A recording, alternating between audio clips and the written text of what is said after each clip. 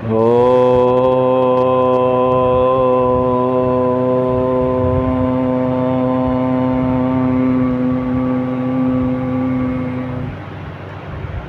ईश्वर आदि है या अनादि? ईश्वर और जीव ये दोनों अनादि हैं। इनके साथ प्रकृति भी मूल रूप में अनादि है। इनका कोई आदि और अंत नहीं है। इसीलिए ये तीनों अनादि सत्ताएं हैं। ईश्वर की स्तुति, प्रार्थना, उपासना करनी चाहिए या नहीं? स्तुति, प्रार्थना और उपासना जीव को अपनी उन्नति के लिए अवश्य करनी चाहिए।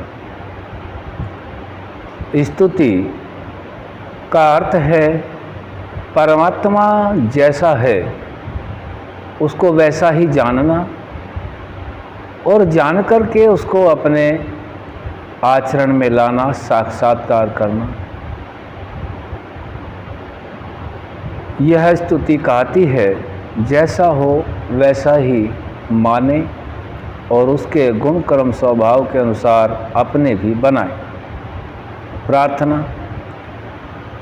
प्रार्थना भी उसी से की जाती है जो प्रार्थनीय हो, जो प्रार्थना को स्वीकार करे, प्रार्थना को पूर्ण करने का सामर्थ्य जिसके अंदर है उसी से प्रार्थना करनी योग्य है। इसीलिए प्रार्थना भी अवश्य करनी चाहिए। उपासना कहते हैं समीप में रहना, जो सर्वत्र है, सर्वव्यापक है, सर्वनियंता है, सार्वभौमिक है, सर्वत्र विद्यमान है, कण कण में रहता है, उसकी उपासना अवश्य करनी चाहिए। वही हमारे पाप पुण्य को फल प्रदाता है। उपासना भी उसी की करनी चाहिए जो उपासना के योग्य है। इस पूरे ब्रह्मांड में परमात्मा से श्रेष्ठ पूर्ण कोई नहीं हो सकता। इसीलिए हमें उसी की उपासना, उसी के समीप बैठना चाहिए। स्तुति, प्रार्थना और उपासना ये तीनों हमें करने चाहिए, क्योंकि परमात्मा तो वह सत्ता है, न भूतो न भविष्यति। न भूत में है कोई ऐसा हुआ, न भविष्य में ऐसा उसके तुल्य कोई है। सब सामर्थ्य से युक्त है, उसके सदृश न तो कोई है और न ही होगा। इसीलिए उसी की स्तुति, प्रार्थना और उपासना करनी चाहिए। जीव अर्थात आत्मा अपने कर्मों के करने में स्वतंत्र है। इसमें परमात्मा का कोई हस्तक्षेप नहीं है। हाँ, जीव कर्म करने के उपरांत जो भी पाप पुण्य बनता है वह परमात्मा की व्यवस्था में चला जाता है। जीव कर्म करने में स्वतंत्र है, लेकिन फल भोगने में परतंत्र रहता है। जीव संपूर्ण स्वतंत्र नहीं है।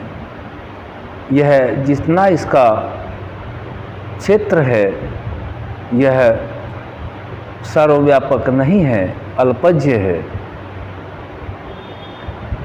एक देशीय है, वही कार्य कर सकता है। और यही हम सभी जो भी आत्माएं हैं वही कर्मों के भोक्ता हैं और कर्म के कर्ता हैं। जीव और ईश्वर के विषय में यह जाना कि यह दोनों सत्ताएं चेतन हैं, प्रकृति जड़ है। दोनों अनादि सत्ताएं हैं। जीव अल्पज्य और परमात्मा सर्वज्ञ। जीव कर्ता और भोक्ता है, प्रकृति में फंसता है, लेकिन परमात्मा भोगता नहीं है, केवल करता है और प्रकृति में नहीं फंसता है। वह आनंद से पूर्ण है। जीव के पास आनंद नहीं है। जीव उसी आनंद की तलाश में बार बार जन्मों को प्राप्त परमात्मा की न्याय व्यवस्था से होता है और ज्ञान प्राप्त होने के उपरांत ही वह इन दुखों से छूट सकता है, बार बार जन्मों से छूट सकता है। दुख ऐसा नहीं है कि हम इस जीवन में दुख चल रहा है वह दुख है। विशेष दुख तो यह है कि बार बार जन्मना, फिर मृत्यु को, शरीरों को प्राप्त होना, फिर जन्मना, फिर प्राप्त मृत्यु को होना, ये महादुख है। इस महादुख से छूटने का नाम ही मुक्ति है, सुख है। और यह बिना आर्ष ग्रंथों के, बिना परमात्मा के ज्ञान वेद के नहीं हो सकता। हाँ, जो गुरु हैं, धर्मात्मा हैं, योगी हैं, जितेंद्रिय, पुरुषार्थी हैं, वह भी वेदानुकूल कर्म करते हों, वही हमें अंधकार से प्रकाश की ओर ले जा सकते हैं। जीव, ईश्वर और प्रकृति तीनों का भेद अलग अलग वही समझा सकते हैं। यह ज्ञान और विज्ञान का विषय है। यह मनगढ़ंत यहाँ नहीं है। सारा जो कुछ भी हम सब सीखते हैं अपनी उन्नति के लिए सीखते हैं। और कोई भी, जितने भी हम सब आत्माएं हैं, दुख के लिए कार्य नहीं करते। यह निर्णय तो ज्ञान से ही हो सकता है कि यह कार्य क्षणिक सुख का है या पूर्ण सुख का है।